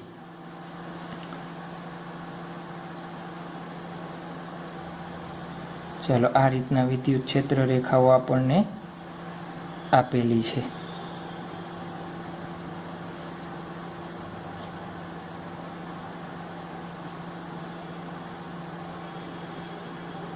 ચાલો જુઓ તો આપણે અત્યારે ક્યાંથી ઓબ્ઝર્વ કરીએ છીએ? +2Q અને -Q અત્યારે આપણે નજીકથી ઓબ્ઝર્વ કરીએ છીએ. ખાસ ધ્યાન રાખજો. જો તો +2Qમાંથી ધારો કે -Q નથી, દિશા દર્શાવી દેજો બધી. ચાલો -Q નથી તો વિદ્યુત ક્ષેત્ર રેખાઓ જુઓ તો બે આ બાજુથી નીકળે છે, તો બે આ બાજુથી નીકળે છે, બે અહીંયાથી નીકળે છે, તો બે અહીંયાથી નીકળે છે. તો ઓલો આપણે તંત્રની સમિતિવાળો પોઈન્ટ જોયો તો શું જોયું હતું આપણે? તંત્રની સમિતિવાળો ઓબ્ઝર્વ કરીએ છીએ, નજીકથી ઓબ્ઝર્વ કરીએ છીએ. ચાલો નજીકથી ઓબ્ઝર્વ કરીએ છીએ આપણે, એટલા માટે શું થશે જુઓ તો અહીંયાથી આપણે કીધું અહીંયાથી બે નીકળે છે, અહીંયાથી બે, અહીંયાથી બે, અહીંયાથી બે, ટોટલ કેટલી થઈ? 8 ક્ષેત્ર રેખાઓ થઈ છે ને? 2 4 6 8 સરવાળો. ચાલો એ જ રીતના જુઓ તો આ બાજુથી બે આવે છે, આ બાજુથી બે આવે. તો નજીકથી આપણે જોઈએ તો કેવું છે? સાચું છે. ધારો કે તમને એમ કહું કે નજીક જઈને વસ્તુ જુઓ અને દૂર જઈને, ચાલો આ જ વસ્તુને તમે દૂરથી ઓબ્ઝર્વ કરો તો તમને શું બનશે? આ તંત્ર કેવું દેખાશે? આપણે ક્યાંથી ઓબ્ઝર્વ કરવાનું કહું છું? દૂરથી. જો તો આ +2 આ -Q છે, તો આપણને આ તંત્ર કેવું દેખાશે? આ તંત્ર આપણને કેવું દેખાશે? આખું એક પ્લસ દેખાશે. કેવો વિદ્યુતભાર દેખાશે? જુઓ તો હવે ક્યાંથી જોઈએ છીએ આપણે? દૂરથી કહું છું. ધારો કે હું તમને એક નાનકડો પથ્થર આપું અને એમ કહું કે હાથમાં રાખીને જુઓ, અને પછી એમ કહું કે છેક દૂર મૂકી આવો જોઈએ સામેની દિવાલ પર, તો એ પથ્થર કેવો દેખાશે? નાનો દેખાશે. હતો એના કરતાં સાઇઝ કેવી દેખાશે આપણને? નાની. તો આ દૂરથી જુઓ તો આનો વિદ્યુતભાર કેવો થઈ જશે? +2 -Q. તો આપણને દૂરથી શું દેખાશે? ખાલી +2Q વિદ્યુતભાર દેખાશે. दूरथी आपणने शुं देखाशे? खाली +2q विद्युतभार देखाशे के खाली +q? खाली +q देखाशे ने। चलो खाली +q माटे आ विचारो तो खाली +q छे। दूरथी तमे जोशो तो जुओ तो शुं थशे? खाली +q बनशे। चलो +q माटे विद्युत क्षेत्र रेखाओ जुओ तो आ बे तो अहींया समाई जाय छे, तो दूरथी तमने आ विद्युत क्षेत्र रेखाओ अंदरनी देखाशे नहीं देखाय। तमने शुं देखाशे? 1 2 3 અને 4 विद्युत क्षेत्र रेखाओ आ रीतना देखाशे। तो जुओ तो आ तंत्रनी समिति छे, आ तंत्रनी समिति छे। आ बाजुथी 2 નીકળે છે તો આ બાજુથી ઉપર 2 નીકળવી જોઈએ ને, તો આ તંત્રની સમિતિ નથી। તો એનો મતલબ શું થયો? આ જે આપણે ડ્રો કર્યું છે વિદ્યુત ક્ષેત્ર રેખાઓ, એમાં શું છે? ભૂલ હોઈ શકે ને। કેવી રીતના? જો તો આ વિદ્યુત ક્ષેત્ર રેખા છે એ આ રીતના આગળ જવી જોઈએ, માઇનસથી આકર્ષાવી જોઈએ, આકર્ષાઈને આ રીતના પાછી દૂર થઈ જશે, તો આ રીતના નીકળશે। ચાલો એ જ રીતના આ વિદ્યુત ક્ષેત્ર રેખા રહી એ માઇનસથી આ બંને થોડીક દૂર ડ્રો કરજો, મારે જગ્યા નથી, તો આ રીતના જશે। હવે જુઓ તો પાછું આ તંત્ર, હવે મેં વિદ્યુત ક્ષેત્ર રેખા ડ્રો કરી છે એને દૂરથી વિચારો। ક્યાંથી વિચારો? એક ક્ષેત્ર રેખા અહીંયાથી નીકળે છે, સરસ। જુઓ તો આ બીજી 2 ક્ષેત્ર રેખાઓ અહીંયા છે ને, તો હું આ ક્ષેત્ર રેખાને અહીંયાથી નીકળતી બતાવી શકું। કઈ? આ જે બ્લેક કલરવાળી છે એ જ રીતના આ ક્ષેત્ર રેખાને હું નીચેથી નીકળતી બતાવી શકું, અને એક અહીંયા હતી। તો જુઓ તો હવે તંત્રની સમિતિ થઈ ગઈ, ઉપર જેટલી ક્ષેત્ર રેખાઓ છે એટલી જ ક્ષેત્ર રેખાઓ નીચે છે। તો કઈ આકૃતિ સાચી થશે? આ વિદ્યુત ક્ષેત્ર રેખાઓની આકૃતિ સાચી થશે। આપણે પહેલાં જે ડ્રો કરી હતી કેવી હતી? ખોટી હતી। આ કોન્સેપ્ટ યાદ રાખવાનો છે ખાસો। ચાલો તો આવડી જશે। તો આના રિલેટેડ આપણે ક્વેશ્ચન જોઈએ, એકાદ બે જોશું ને, એકાદ બે શું કરી લઈએ? ક્વેશ્ચન કરી લઈએ। એમસીક્યુ નંબર 1, એક નળાકાર કવચમાંથી વિદ્યુત ક્ષેત્ર રેખાઓ કેવી રીતે બનશે? ચાલો નળાકાર કવચ આપણને આપેલું છે, એમાં અડધા ભાગમાં પ્લસ વિદ્યુતભાર, અડધામાં માઇનસ વિદ્યુતભાર છે। ચાલો વિચારતા જાવ તો જો તો આ જેટલા પ્લસ હશે એટલો અડધા અડધા ભાગ છે, તો એનો કુલ વિદ્યુતભાર કેટલો થશે? 0। ચાલો કુલ વિદ્યુતભાર 0 છે। તમે દૂરથી જુઓ તો ક્ષેત્ર રેખાઓ કેવી હશે? એક પણ બહાર નીકળતી ન હોવી જોઈએ અને અંદર ન જોતી હોવી જોઈએ। ચાલો જુઓ તો અહીંયા આને તમે દૂરથી જુઓ તો આ વસ્તુને, તો આ શું થશે? આ તો જેટલી બહાર જાય છે, પણ આ જુઓ તો અહીંયાથી બહાર નીકળતી દેખાશે, આ અંદર જતી દેખાશે, તો આ આવશે નહીં। આના પછીનો બી ઓપ્શન જુઓ તો 0 જ છે, તો અહીંયાથી તો બધી બહાર જ નીકળે છે, તો આ શક્ય છે નહીં। અહીંયા જુઓ તો આના માટે જુઓ તો આને દૂરથી જોશો તો શું થશે? આ જેટલી બહાર જાય છે એટલી અંદર જાય છે, પણ બધી અલગ અલગ દેખાશે આપણને। બધી કેવી હશે? અલગ અલગ દેખાશે। એટલા માટે આ પણ શક્ય નથી। તો ઓપ્શન કયો સાચો થશે આપણા માટે? ડી। આને દૂરથી જુઓ તો જેટલી નીકળે છે એટલી ને એટલી પાછી ક્યાં સમાઈ જાય છે? અંદર। ક્યાં સમાઈ જાય છે? અંદર। તો આ ઓપ્શન નંબર કયો સાચો થશે આપણા માટે? ડી। ચાલો એના પછીનો એમસીક્યુ જુઓ, 3 ધન વિદ્યુત ભારો ક્યુ મૂલ્ય સમબાજુ ત્રિકોણના શિરોબિંદુ પર મૂકેલ છે, તો પરિણામી વિદ્યુત ક્ષેત્ર રેખાઓ। ચાલો જુઓ તો પરિણામી વિદ્યુત ક્ષેત્ર રેખાઓ કોઈ દિવસ આ રીતના બંધગાળા પ્લસ માટે રચે નહીં, તો ડી નંબર નહીં આવે। ચાલો એ નંબર નહીં આવે, કેમ? અહીંયા પ્લસ છે, અહીંયા પ્લસ છે, તો પ્લસમાંથી પ્લસમાં નીકળીને કોઈ દિવસ જશે નહીં। ચાલો અહીંયા જુઓ તો અહીંયા નજીક નજીક છે, પ્લસ પ્લસ વચ્ચે શું હશે? અપાકર્ષણ થાય ને, તો આ ક્ષેત્ર રેખાઓ તો નજીક નજીક છે, તો બી નંબર પણ નહીં હોય। તો ઓપ્શન નંબર શું આવશે? સી આવશે। આ બંને એક એક વખત તમારી એક્ઝામમાં પૂછાયેલા છે, તો આપણને આવડી જવું જોઈએ। ચાલો ત્યારબાદ નેક્સ્ટ ટોપિક આપણે ફ્લક્સ જોવાનું છે, ઇલેક્ટ્રિક ફ્લક્સ અથવા વિદ્યુત ફ્લક્સ। ચાલો વિદ્યુત ફ્લક્સ જતાં પહેલાં આપણે એક વસ્તુ સમજવાની છે, ક્ષેત્રફળનો સદિશ। શું સમજવાનું છે? ક્ષેત્રફળનો સદિશ। ક્ષેત્રફળ કેવી રાશિ છે? ક્ષેત્રફળનો સદિશ। ચલો ક્ષેત્રફળ કેવી રાશિ છે? સદિશ રાશિ છે કે અદિશ રાશિ છે? કેવી છે વિચારો જોઈએ। ચલો ધારો કે કોઈ એક કોર્ડિનેટ્સમાં, કોર્ડિનેટ એટલે કાર્ટેશિયન કોર્ડિનેટ કહીએ છીએ ને, એક્સ વાય ઝેડમાં, એક્સ વાય અને ઝેડ દિશામાં, તો એક્સ વાય પ્લેનમાં કયા પ્લેનમાં? એક્સ વાય પ્લેનમાં હું એક શું મૂકીએ છીએ આપણે? એ બધી સાઈડનું માપ એ એ એ એ હોય એવું એક શું મૂકીએ છીએ આપણે? ચોસલું મૂકી દઈએ. ચોરસ છે, આ ખૂણાના માપ બધા કેટલા હશે? 90 હોય. ચાલો ધારો કે મારે આનું ક્ષેત્રફળ શોધવું છે. કેનું? જે આ ચોરસ બનાવ્યું છે એનું ક્ષેત્રફળ શોધવું છે મારે. તો હું ક્ષેત્રફળ કેવી રીતના શોધીશ? ચાલો હું નામ આપી દઉં એ બી સી ડી. ચાલો મારે ક્ષેત્રફળ શોધવું છે. આપણને ખબર ચોરસનું ક્ષેત્રફળ શું થાય? બાજુ ગુણ્યા બાજુ થાય ને. તો હું શું લખું? આ રીતના લખું, એક બાજુનો વર્ગ ગુણ્યા સીડીનો વર્ગ. આ રીતના લખી શકું કે ન લખી શકું? સદિશ છે કે નહીં હમણાં ખ્યાલ આવી જશે આપણને. ચાલો જુઓ તો ક્રોસ પ્રોડક્ટ હોય તો શું આવે? મેં અત્યારે શું લીધો છે? Cross product. ક્રોસ પ્રોડક્ટ કેમ? બે સદિશ રાશિ હોય એનો જવાબ જો સદિશ આવતો હોય તો ક્રોસ પ્રોડક્ટ લેવો પડે. એટલા માટે મેં શું લીધો? Cross product. ક્ષેત્રફળ કેવી રાશિ છે? સદિશ રાશિ છે ને, સાઇન થીટા. ચાલો જો તો બે બાજુ, જે બે બાજુ છે એ બે બાજુ વચ્ચેનો ખૂણો કેટલાનો છે? 90. તો એ બી સી ડી સાઇન 90. ચલો આ લખાવડાવો તો એ બી એટલે એ, સી ડી એટલે એ, સાઇન 90 એટલે શું આવશે? 1. તો જોવો જોઈએ જવાબ શું આવ્યો? એ સ્ક્વેર. એક બીજી વસ્તુ હું લખી શકું. જુઓ તો એ બી કઈ દિશામાં છે? કઈ દિશામાં છે? એક્સની દિશામાં છે. તો હું અહીંયા આઈ કેરેટ લખી દઉં. એ બી કઈ દિશામાં છે? એક્સ દિશામાં. આઈ કેરેટ લખી દઉં. ચાલો બી થી સી કઈ દિશામાં છે? વાય દિશામાં છે. તો હું શું લખી દઉં? જે કેરેટ. શું લખી દઈ? જે કેરેટ. તો આઈ ક્રોસ જે, આઈ ક્રોસ જે શું થાય? આઈ ક્રોસ જે કે કેરેટ થાય. તો જુઓ તો આની દિશા કઈ હશે? કે કેરેટ. એટલે એનો મતલબ શું થયું? આ ઝેડ દિશામાં આવતી દિશામાં. કઈ રીતના? ધારો કે આ પ્લેન છે, મેં એને એક્સ વાય સમતલમાં રાખ્યું છે, એને લંબ આ દિશામાં એનો ક્ષેત્રફળનો સદિશ મળે છે. જુઓ તો આ લંબ આ દિશામાં હોઈ શકે અને પાછળની બાજુ પણ હોઈ શકે. બે દિશામાં હોઈ શકે ને. તો હું અહીંયા આ રીતના લખી દઉં, માઇનસ એ સ્ક્વેર કે કેરેટ. માઇનસ એ સ્ક્વેર આ દિશા પ્લસ છે તો આ દિશા કઈ થશે આપણા માટે? માઇનસ. તો આવડી જશે આવી રીતના. તો ક્ષેત્રફળ કેવો હોય? સદિશ રાશિ છે. ક્ષેત્રફળ કેવી છે?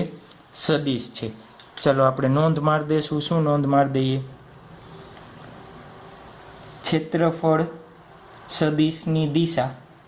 આપણે ક્ષેત્રફળ સદિશની દિશા ક્ષેત્રફળના સમતલને લંબ સ્વરૂપે હોય છે. લંબ સ્વરૂપે હોય છે. જોયું ને? આ લંબ દિશામાં મળે. આ આઈ કેરેટ, આ જે કેરેટમાં હતું એને લંબ આપણને શું મળ્યું? કે કેરેટમાં મળે છે. ચાલો આવડી જશે. એક એક્ઝામ્પલ કરો તો. ચાલો એક્ઝામ્પલ આપેલો છે આપણને સમતલ એક્સ, એક્સ વાય અને ઝેડ. આપણને સમતલ આપેલું છે એક્સ અને ઝેડ પ્લાનમાં. એની બાજુના માપ એલ અને બી છે. આનો ક્ષેત્રફળ સદિશ શોધવાનો છે. ચાલો કઈ દિશામાં હોય વિચારો તો. જોજો એનો ક્ષેત્રફળ સદિશ કઈ દિશામાં હશે? ક્ષેત્રફળ એટલે એલ ગુણ્યા બી તો મળશે જ. ચલો મારે એની દિશા નક્કી કરવાની છે. કઈ દિશા હશે? તો આપણે શું કીધું? જે આ સમતલ હોય એ સમતલને લંબ. તો આ સમતલને લંબ કઈ દિશા થશે? જુઓ તો આ રીતના ઉપરની દિશામાં અને આ રીતે નીચેની દિશામાં બંને દિશા લઈ શકાય. તો એલ ગુણ્યા બી ગુણ્યા જે કેરેટ અથવા માઇનસ એલ બી જે કેરેટ આ રીતના લખી શકાય. આવડશે? આવડશે ને? ચલો ત્યાર પછી એક લખો તો. એક્ઝામ્પલ નંબર તમારી રીતે આપી દેજો.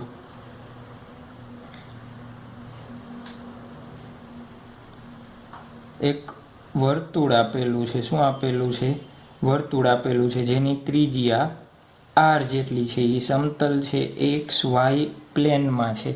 ચલો આનો ક્ષેત્રફળ સદિશ કેટલો થશે? મને લખાવડાવો તો.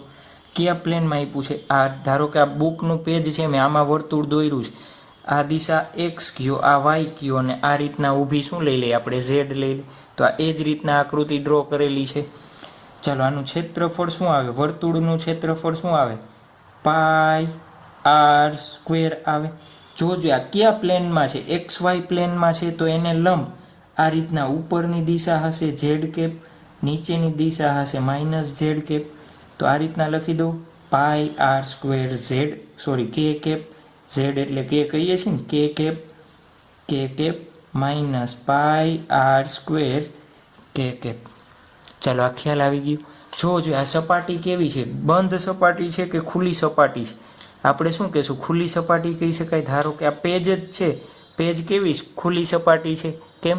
કાંઈ એકઈ બાજુથી બંધ રચાય છે? સમઘનનું વિચારવાનું કહું તો સમઘન કેવી સપાટી છે, બંધ। નળાકાર કહું તો નળાકાર કેવી સપાટી છે, બંધ। ચલો આ બધી અત્યારે આપણે ઉદાહરણ જોઈએ, કેના માટે જોઈએ, ખુલ્લી સપાટી। તો એક નોંધ મારી દઈએ આપણે પાછી। શું નોંધ મારી દેશું? યાદ રાખવાની છે તમારી નોંધ MCQ માટે। ખુલ્લી સપાટી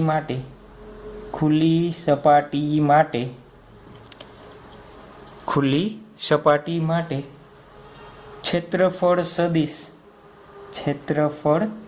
સદિશ ની બંને દિશા સાચી ગણાય। શું કહેવા માંગે છે? આપણે અહીંયા જુઓ તો આ ઉપર લીધી, નીચે લીધી, અહીંયા ઉપર લીધી, નીચે લીધી, તો એ બંને દિશા ખુલ્લી સપાટી હોય એના માટે સાચી ગણાય। બંધ સપાટી હોય ત્યારે એ સાચી ગણાશે નહીં।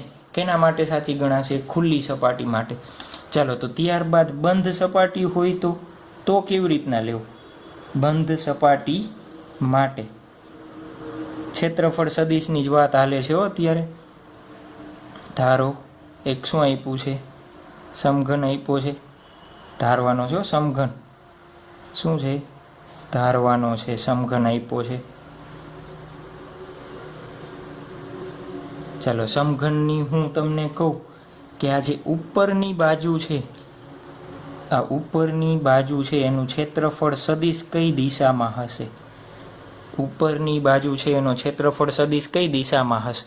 જુઓ તો આ રીતના ઉપરની દિશામાં ડ્રો કરી શકું હું, આ રીતે છે ને।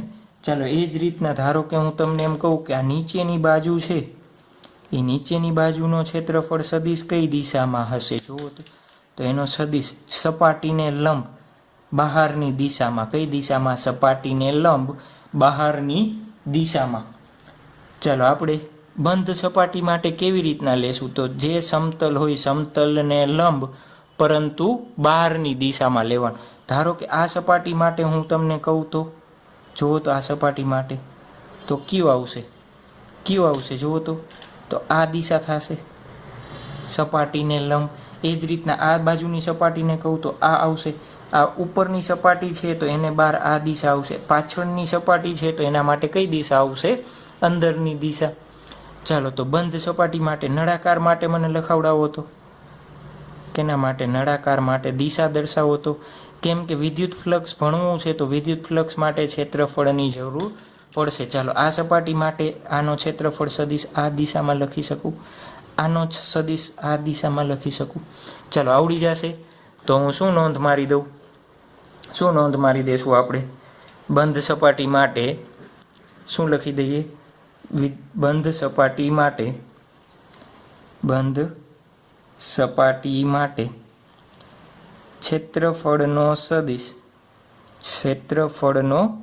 સદિશ સપાટીથી લંબ બહારની દિશામાં, કઈ દિશામાં? બહારની દિશામાં ગણવામાં આવે છે, બહારની દિશામાં ગણવામાં આવે છે। ચાલો થઈ ગઈ વાર્તા, યાદ આવી જશે, ક્ષેત્રફળ સદિશની વાર્તા આવડી જશે ને। ચાલો હવે આપણે શું જોવાનું છે? વિદ્યુત ફ્લક્સ જોવાનો છે। ચાલો વિદ્યુત ફ્લક્સ એટલે શું? તો વિદ્યુત ક્ષેત્રમાં મૂકેલા કોઈ પૃષ્ઠમાંથી લંબરૂપે પસાર થતી અથવા તો પૃષ્ઠ સાથે સંકળાયેલ વિદ્યુત ક્ષેત્ર રેખાઓની સંખ્યા વિદ્યુત ફ્લક્સ કહે છે। ચાલો વ્યાખ્યા આપણે પહેલાં લખી નાખી, પછી આપણે સમજીએ શું કીધું। વિદ્યુત ફ્લક્સને આપણે કેના વડે દર્શાવશું? ફાઈ વડે દર્શાવશું। ચાલો વિદ્યુત ક્ષેત્રમાં મૂકેલા ક્ષેત્રમાં મૂકેલા પૃષ્ઠમાંથી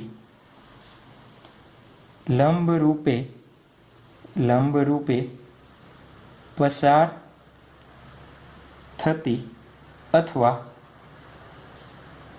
પૃષ્ઠ સાથે, પૃષ્ઠ એટલે સપાટીઓ, બીજું કાંઈ છે નહીં, સાથે સંકળાયેલ, પૃષ્ઠ સાથે સંકળાયેલ વિદ્યુત ક્ષેત્ર રેખાઓની સંખ્યાને વિદ્યુત ફ્લક્સ કહે છે. શું કહેવાય? વિદ્યુત ફ્લક્સ 5 કહે છે. ચાલો, શું કહેવા માંગે છે? ધારો કે વિદ્યુત ક્ષેત્ર આ દિશામાં છે, આ રીતના, અને આપણને આ વિદ્યુત ક્ષેત્રને લંબ કઈ દિશામાં? આ રીતના વિદ્યુત ક્ષેત્ર છે તો આને લંબ આ રીતના મેં પૃષ્ઠ રાખેલું છે. આ વિદ્યુત ક્ષેત્ર આ લંબ પૃષ્ઠ એ રીતના મૂકેલું છે, તમારે એ રીતના વિચારવાનું છે. ચાલો, આ રીતના મૂકેલું છે. જો તો આપણને શું કહે છે? પૃષ્ઠમાંથી લંબ રૂપે પસાર થતી વિદ્યુત ક્ષેત્ર રેખાઓની સંખ્યા. જો તો પૃષ્ઠમાંથી કેટલી વિદ્યુત ક્ષેત્ર રેખા પસાર થાય છે? 1 2. તો 5 કેના ઉપર આધાર રાખે છે? વિદ્યુત ક્ષેત્ર રેખાની સંખ્યા 5 બરાબર શું કહી દઉં? ચલે છે નથી કેવું? ચાલો, 5 બરાબર શું કહું? 2 સંખ્યા છે. ચાલો, હવે શું કરું? હું વિદ્યુત ક્ષેત્ર રેખા સંખ્યા વધારી દઉં. વિદ્યુત ક્ષેત્ર રેખાની શું કરી દઉં? સંખ્યા વધારી દઉં. શું કરી દીધું મેં? વિદ્યુત ક્ષેત્ર રેખાની સંખ્યા વધારી. ચાલો, સંખ્યા વધારી. આ પૃષ્ઠ જેટલું ક્ષેત્રફળ હતું, આ ક્ષેત્રફળ એટલું જ ક્ષેત્રફળ હું પાછું લઉં અહીંયા. જો તો હવે પૃષ્ઠમાંથી પસાર થતી સંખ્યા કેટલી છે? 1 2 3 4. તો 5 = 4 કહી શકાય. ચાલો, હવે શું કરીએ? મારે ક્ષેત્રફળ વધારવું છે. પૃષ્ઠ આ જે ક્ષેત્રફળ એ વાળું લીધું હતું, હું શું કરી દઉં? ક્ષેત્રફળ વધારી દઉં. હમણાં તમને વ્યાખ્યા ક્લિયર થઈ જશે. પૃષ્ઠમાંથી લંબ રૂપે પસાર થતી સંખ્યાઓને વિદ્યુત ફ્લક્સ કહે છે. ચાલો, શું થશે? ધારો કે મેં ક્ષેત્રફળ સદિશ વધારી દીધો. શું કરી દીધો? ક્ષેત્રફળનો સદિશ આ રીતે કરી દીધો. જુઓ તો હવે બધી જ વિદ્યુત ક્ષેત્ર રેખા કેમાંથી પસાર થાય? કેમાંથી થાય છે? પૃષ્ઠમાંથી પસાર થાય. પણ શરત શું? પૃષ્ઠને લંબ રૂપે પસાર થવી જોઈએ. કેવી?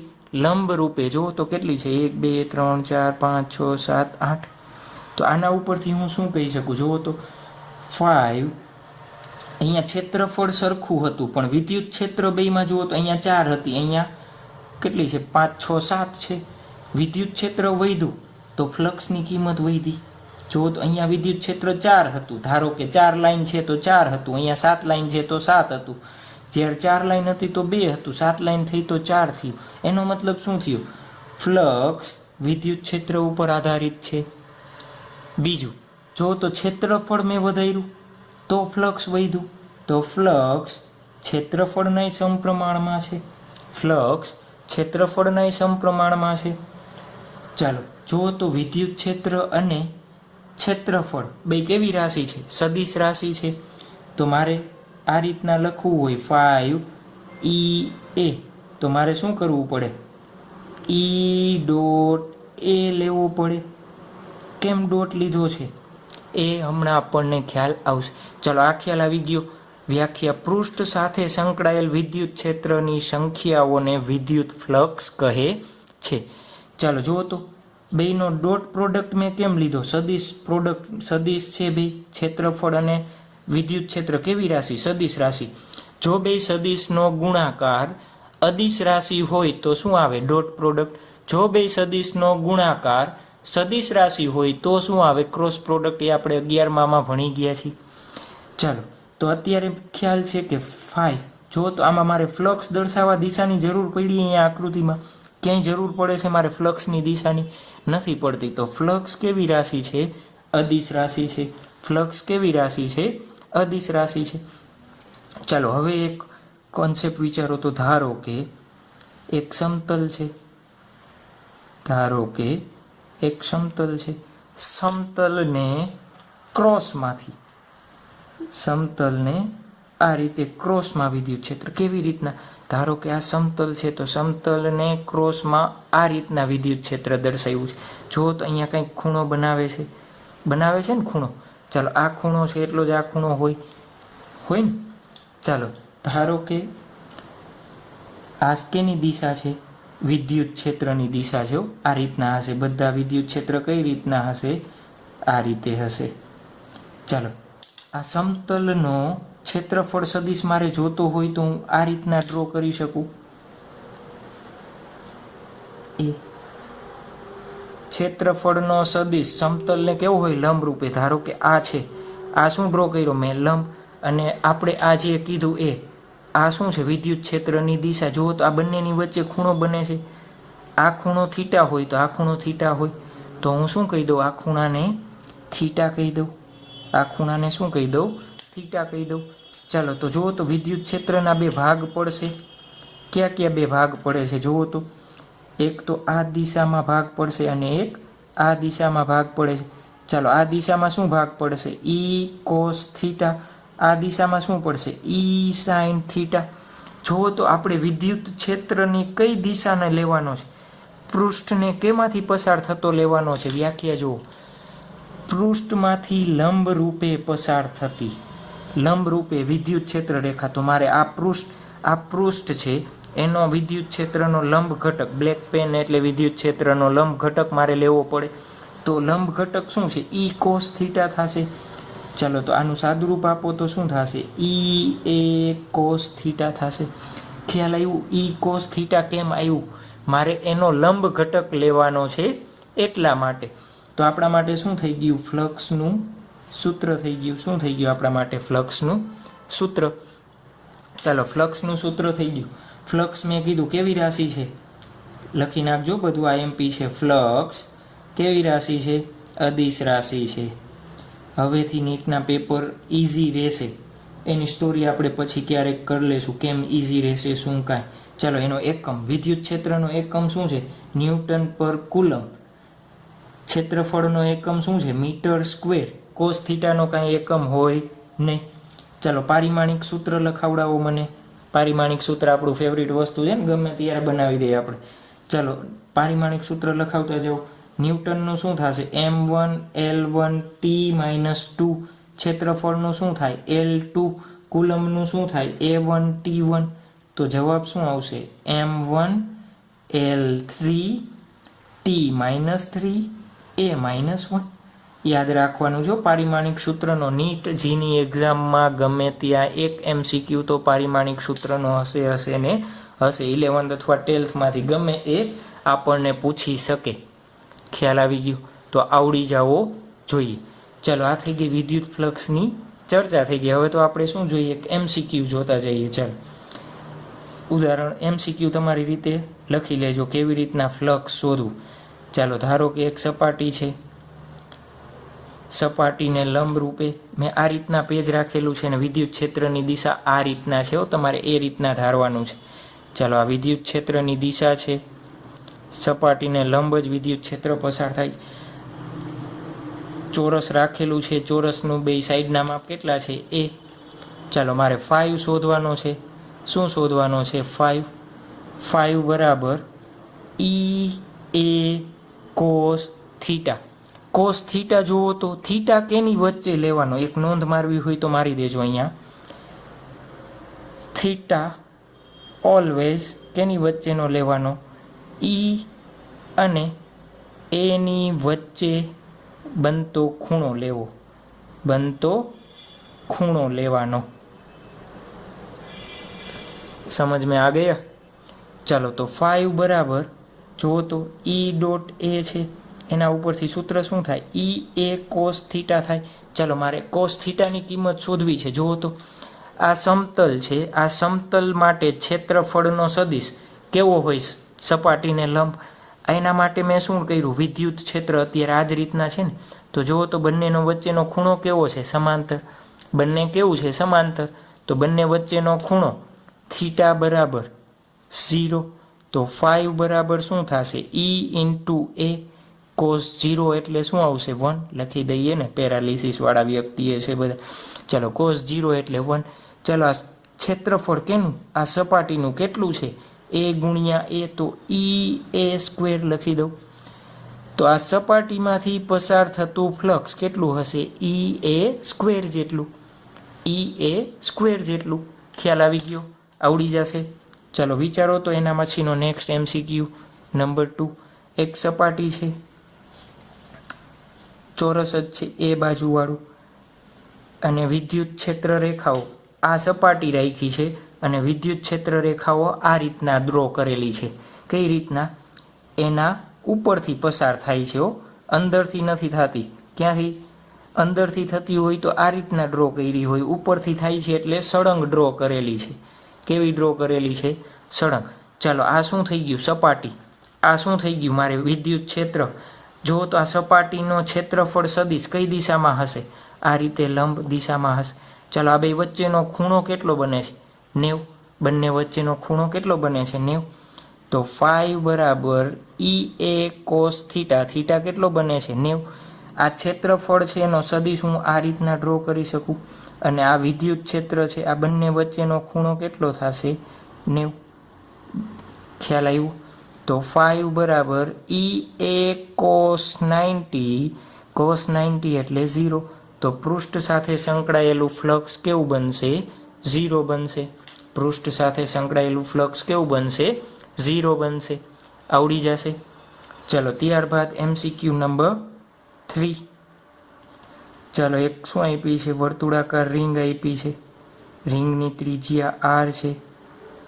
ચાલો આપણને વિદ્યુત ક્ષેત્ર એની દિશા આ રીતના આપેલી છે. વિદ્યુત ક્ષેત્રની દિશા આપણને આપી છે, એના ત્રિજ્યા સાથે 30નો ખૂણો બનાવે છે. કેટલો, ત્રિજ્યા સાથે 30નો ખૂણો બનાવે છે. ચાલો આમાંથી પસાર થતો ફ્લક્સ, ધારો કે વર્તુળ છે એ પેજના સમતલમાં છે, XY પ્લેનમાં છે, એટલે આ રીતના ડ્રો કરેલું છે.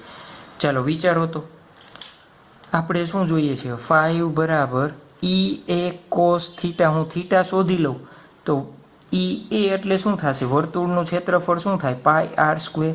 મારે ખાલી શું શોધવાનો છે, થીટા. તો થીટા મને મળી જાય તો પછી મળી જશે ફ્લક્સ.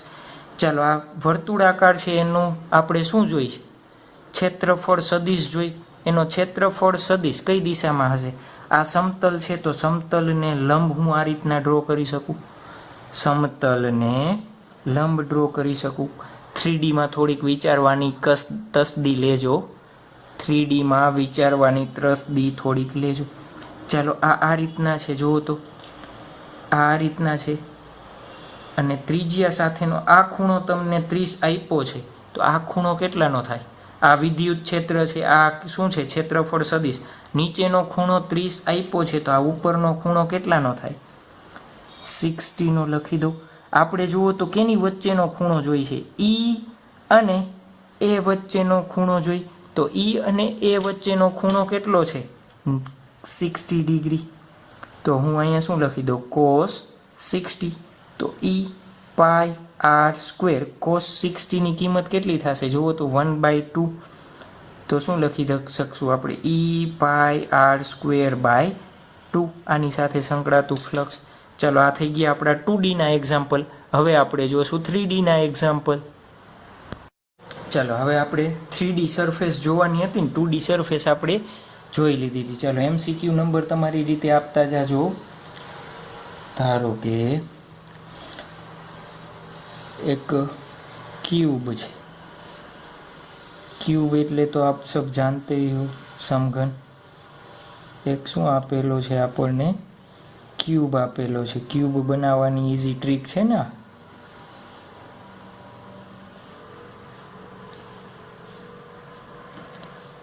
ચાલો x અને y અક્ષિસ આપણને, આ x અક્ષિસ છે, આ z અક્ષિસ છે, અને આ y અક્ષિસ છે. આપણને વિદ્યુત ક્ષેત્ર E0 I કેરેટ એટલે x અક્ષની દિશામાં આપેલું છે. વિદ્યુત ક્ષેત્ર કઈ દિશામાં આપેલું છે, x અક્ષની દિશામાં આપેલું છે. ચાલો આના માટે આપણે ફ્લક્સ શોધવાનું છે.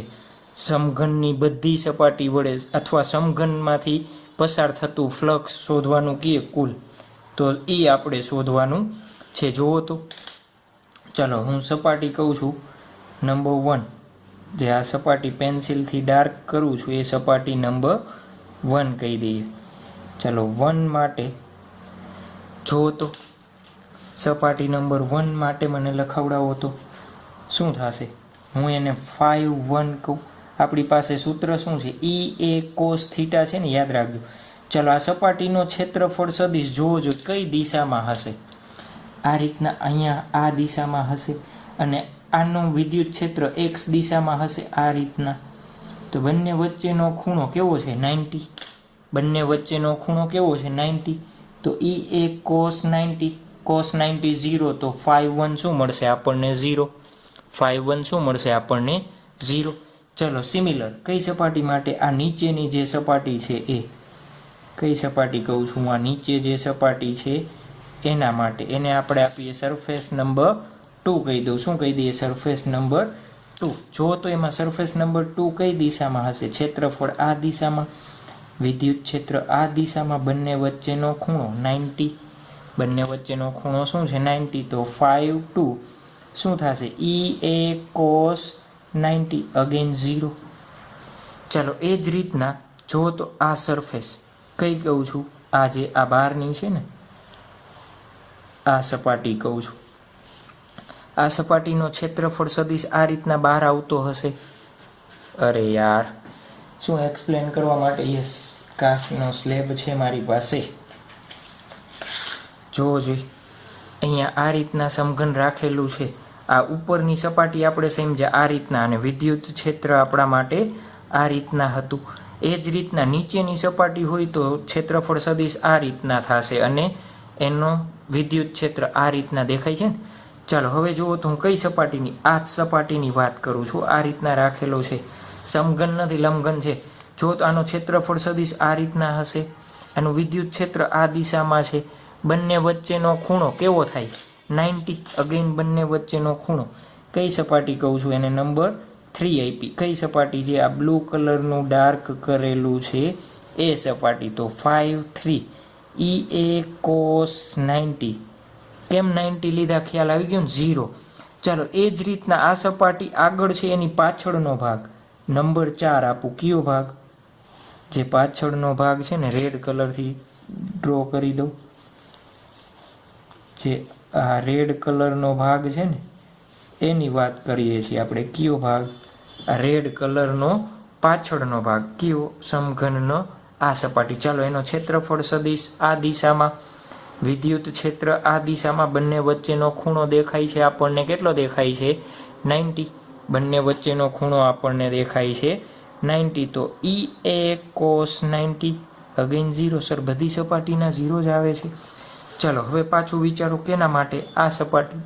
ચાલો આ સપાટીનો ક્ષેત્રફળ સદિશ બહારની દિશામાં હોય. 3D માટે હંમેશા કઈ દિશામાં હોય? બહારની દિશામાં હશે ને. ચાલો જુઓ તો આના માટે હું કઈ દિશા ડ્રો કરું? આ ક્ષેત્રફળ સદિશ માટે હું કઈ દિશા ડ્રો કરું? આ દિશા થશે એ. અને આના માટે વિદ્યુત ક્ષેત્ર કઈ દિશામાં છે? જુઓ તો બહારની દિશામાં. સપાટી નંબર 5 આપું. તો 5 માટે જુઓ તો શું થાય છે? ક્ષેત્રફળ સદિશ આ દિશામાં, વિદ્યુત ક્ષેત્ર આ દિશામાં, બંને વચ્ચેનો ખૂણો કેટલો છે? 180.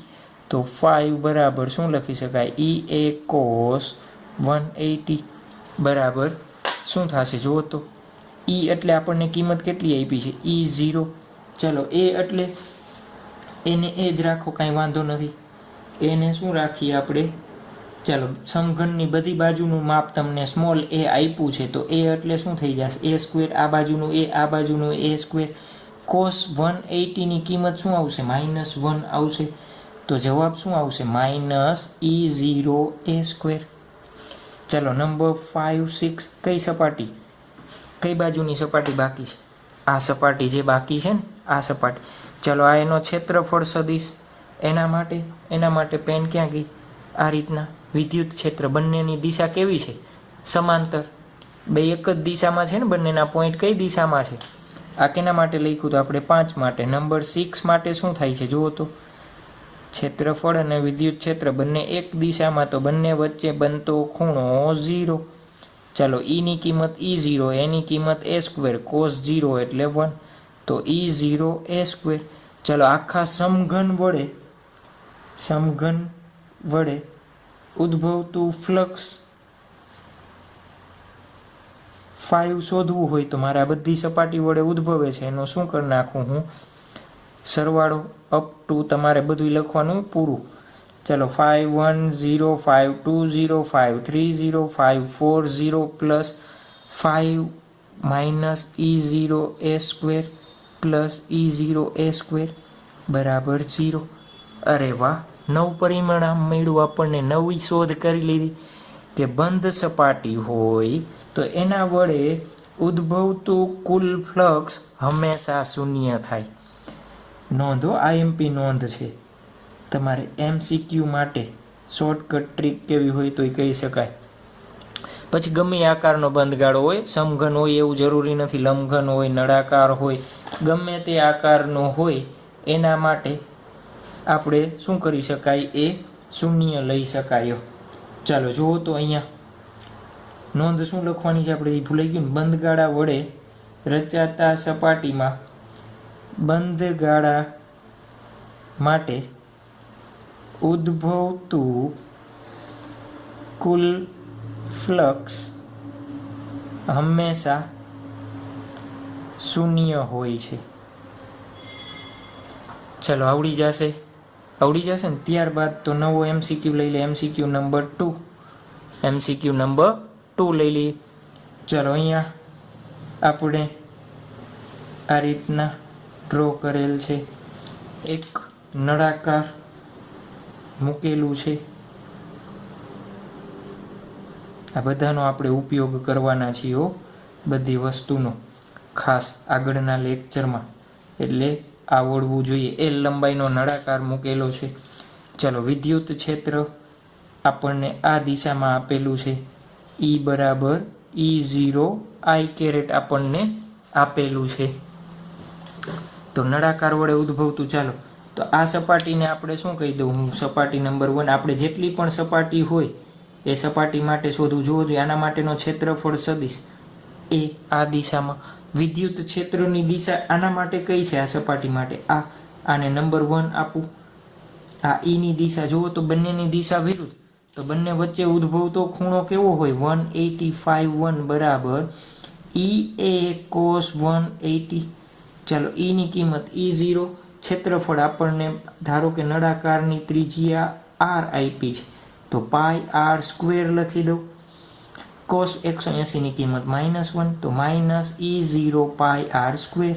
એ જ રીતના 5 2 કઈ સપાટી માટે, આ સપાટી માટે ક્ષેત્રફળની દિશા આ, વિદ્યુત ક્ષેત્રની દિશા આ, બંને એક જ દિશામાં, તો EA cos 0 તો E0 πr² cos 0 એટલે 1. ચાલો હવે રહી આ સપાટી બાકી છે ને, અને એક આ સપાટી. જુઓ તો આના માટે ક્ષેત્રફળ સદિશ આ દિશામાં, વિદ્યુત ક્ષેત્ર આ દિશામાં, બે વચ્ચે બનતો ખૂણો 90, તો 90 હોય, cos 90 શું થઈ જશે, 0. એ જ રીતના નીચે માટે એ આ દિશામાં, વિદ્યુત ક્ષેત્ર આ દિશામાં, તો બંને વચ્ચે ઉદ્ભવતો ખૂણો 90 અગેન. તો જુઓ તો એના માટે શું થશે, 0. એટલા માટે નળાકારના મેં આ બે ભાગ જ શોધેલા છે. ચલો કુલ ફ્લક્સ શોધવાનું કીએ, કુલ ફ્લક્સ 5, તો શું થશે 5 1 + 5 2 તો -E0 πr². અગેન આપણે આ વાત સાબિત કરી, 0. કઈ વાત, નોટવાળી. બંધગાળા વડે ઉદ્ભવતું કુલ ફ્લક્સ હંમેશા શૂન્ય હોય. કુલ ફ્લક્સ કહું છું, પર્ટિક્યુલર સપાટી માટેનું હું નથી કહેતો, કે શું કહું છું, કુલ ફ્લક્સ કહું છું. ચાલો આવડી જશે, જોઈએ આપણે આવડે છે કે નથી આવડતું. ચાલો ત્યારબાદ નેક્સ્ટ આપણે MCQ થોડોક આ સમઘનવાળો છે એને જ મોડિફાઈ કરી દઉં તો ચાલે ને. ચાલો આ રીતના શું આપેલી છે આપણને, x દિશા અને y દિશા અને z દિશા. ચાલો આપણને સમઘન આપેલો છે, સમઘન જ માનજો. શું માનવાનું છે તમારે, સમઘન બનાવેલો છે એવું માનવાનું છે.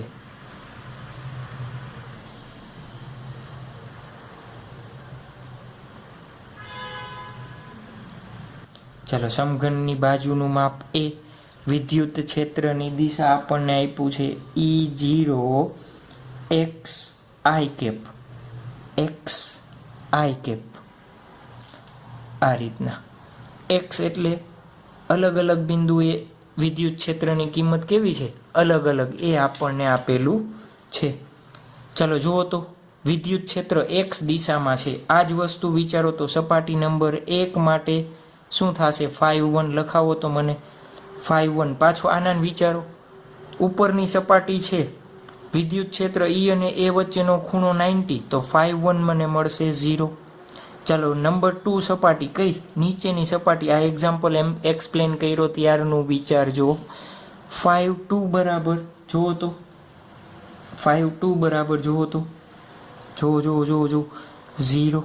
ચાલો 5 3, આ સમઘનની આ સપાટી માટે આ દિશામાં ક્ષેત્રફળ સદિશ, આ દિશામાં વિદ્યુત ક્ષેત્ર બે વચ્ચે બનતો ખૂણો 90, તો 5 3 0. કઈ સપાટી? આગળની સપાટી માટે કહું છું, 3 નંબર. ચાલો પાછળની સપાટી આ છે 4, એના માટે શું થશે? 0. કેવી રીતના? આ વિદ્યુત ક્ષેત્રફળ અને આ શું છે? વિદ્યુત ક્ષેત્ર, બંને વચ્ચે બનતો ખૂણો 90. ચાલો હવે વાત કેની રહી? મારે સપાટી જે આ ડાર્ક કરું છું એ સપાટી, આ રીતના જે આ સપાટી ડાર્ક કરેલી છે, તમને એક આ અંતર આપેલું છે એ જેટલું, આ બિંદુનું અંતર આપણને આપેલું છે એ જેટલું. ચાલો જુઓ તો, આના માટે ક્ષેત્રફળ સદિશ કઈ દિશામાં છે? એ આ દિશામાં. વિદ્યુત ક્ષેત્ર કઈ દિશામાં છે? વિરુદ્ધ દિશામાં છે. ચાલો એને નંબર આપું 5 6 5. તો E a cos 180 લખી શકું.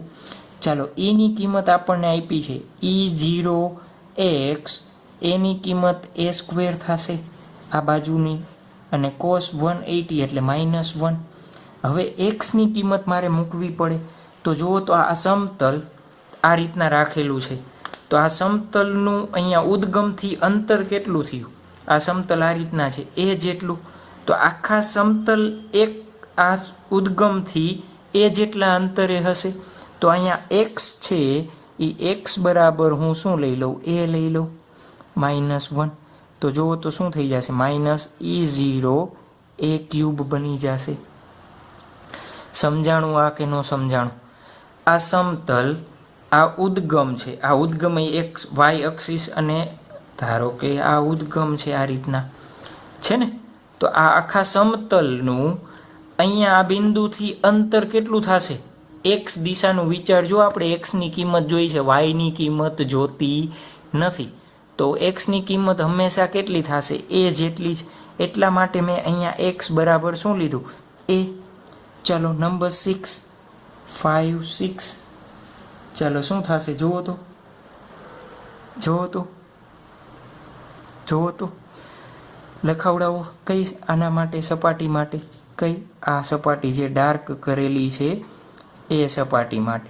ચાલો એનો ક્ષેત્રફળ સદિશ આ દિશામાં, વિદ્યુત ક્ષેત્ર એ દિશામાં છે, તો E a cos 0. જુઓ તો E a cos 0, E a cos 0. ચાલો ની કિંમત E0 x, એની કિંમત x², cos 0 ની કિંમત 1. મારે x ની કિંમત મૂકવાની છે. ચાલો આ સમતલ ઉદ્ગમથી કેટલા અંતરે છે વિચારો. આ એ જેટલા અંતરે, તો આ બાજુનું માપ આપણને એ આપેલું છે ને, સમઘન છે તો એ થશે. તો જુઓ તો આ સમતલ કેટલા અંતરે થાય? a + a અંતરે. તો મારે x શું લેવું પડે? 2a લેવા પડે. તો જવાબ શું આવશે? E0 2a³. જો તો હવે કુલ ફ્લક્સ શોધો તો 5 બરાબર 5 + 5 6 -E0 a³ + 2E0 a³. તો E0 a³, આમાં તો ફ્લક્સ શૂન્ય થયું નહીં. પણ આ કેસ કેનો છે? કેસ કેનો છે?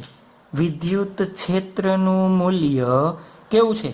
અનિયમિત છે. કેવો કેસ છે? અનિયમિત વિદ્યુત ક્ષેત્રનો કેસ છે. કેનો છે? અનિયમિત વિદ્યુત ક્ષેત્ર. તો આપણે આ નોટ મારી છે એમાં હું લખી દઉં અહીંયા, ઉદ્ભવતું ફ્લક્સ હંમેશા શૂન્ય ક્યારે હોય? નિયમિત વિદ્યુત ક્ષેત્ર માટે ક્ષેત્રમાં રહેલા બંધ ગાળા માટે. આગળ શબ્દ એડ કરી દઉં છું. કેમ મેં પાછળથી લખાવડાવ્યું? ખ્યાલ આવ્યો? આના કારણે. હવે આ સમજો. નિયમિત વિદ્યુત ક્ષેત્રમાં રહેલા બંધ ગાળા માટે ઉદ્ભવતું ફ્લક્સ હંમેશા કેવું હોય? શૂન્ય. પણ જ્યારે અનિયમિત વિદ્યુત ક્ષેત્ર આવે એટલે ફ્લક્સ શૂન્ય થશે નહીં. ખ્યાલ આવી ગયો? આવડી જશે આ ટોપિક. ચલો આના ટોપિકનો આપણે આગળ ઉપયોગ કરવાના છીએ, તો વ્યવસ્થિત પ્રિપરેશન કરી લેજો.